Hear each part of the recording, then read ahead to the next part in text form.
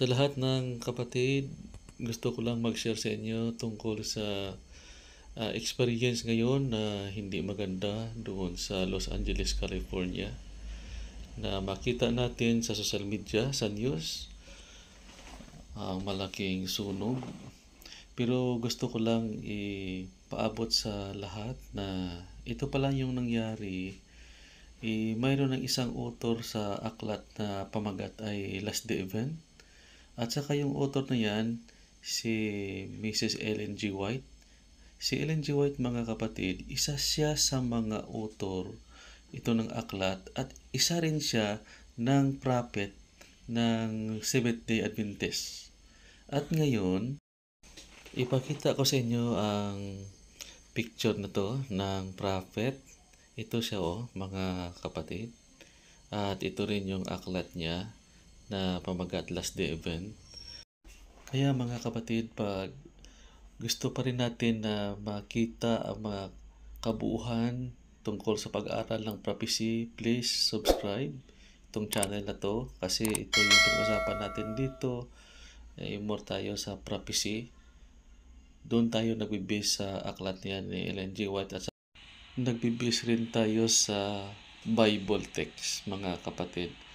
At kung makikita natin itong panahon, itong time na to, kung mapansin natin mga kapatid, nagpapakita lamang na hindi na tatagal ang panahon natin.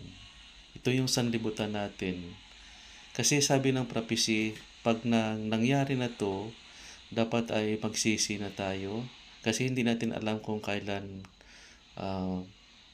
mag-judge yung Panginoon sa sanlibutan na to at saka bawat na tao. Bawat tao magkaroon ng judgment. Halimbawa mga kapatid, kung wala tayong relasyon sa banal na Espiritu, sa God the Father and God the Son, parang makasabi tayo mga kapatid na baka hanapin natin ito kung magtakip na yung sinasabi na kaluwasan. So habang may time, habang may panahon, magbigay tayo ng time sa pagbasa ng Biblia, sa pag-pray, sa pag-worship, at saka yung sa akin masabi, ang Panginoon ay open pa yung tainga niya. Na kahit isa tayong makasalanan, pero pag nag-surrender tayo sa Panginoon, fully surrender, siya ay nakikinig at siya ay tuwang-tuwa na malinis niya yung mga puso natin mula sa kasalanan. Kasi gusto ng Panginoon tayo ay magkaroon ng pagsisi habang hindi pa nagtakip yung kaluwasan, habang may time pa mga kapatid.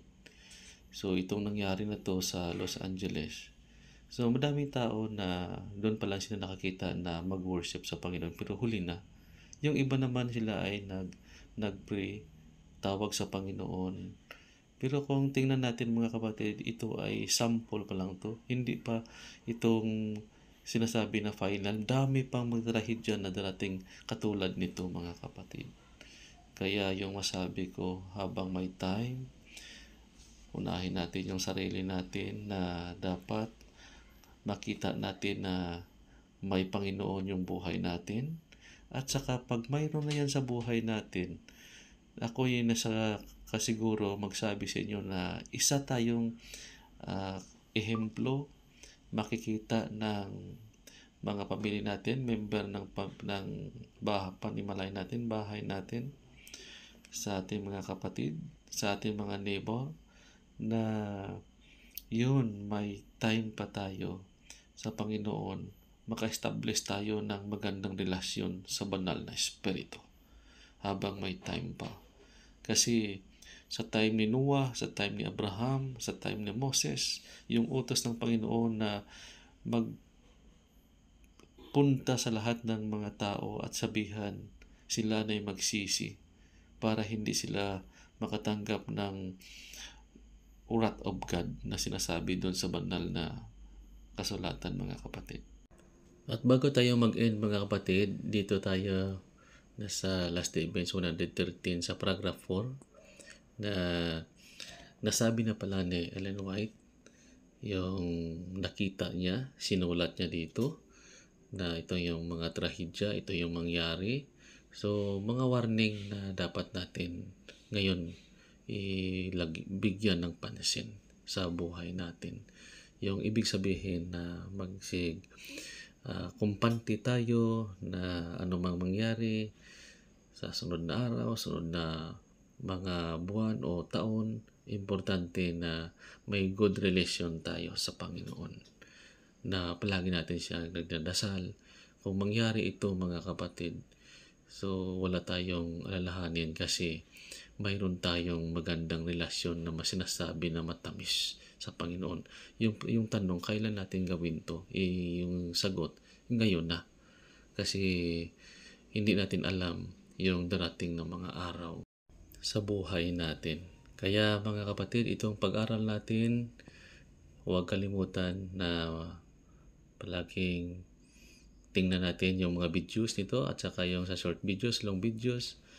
Kasi yung pag-aralan natin dito, itong channel na to, more tayo nagsalita sa prophecy. Lalo na sa mga Ilonggo na makaintindi nito. So, dito marami tayong matutunan dito. Habang may time, mas maganda relasyon sa ating Panginoon. God bless. Thank you for watching.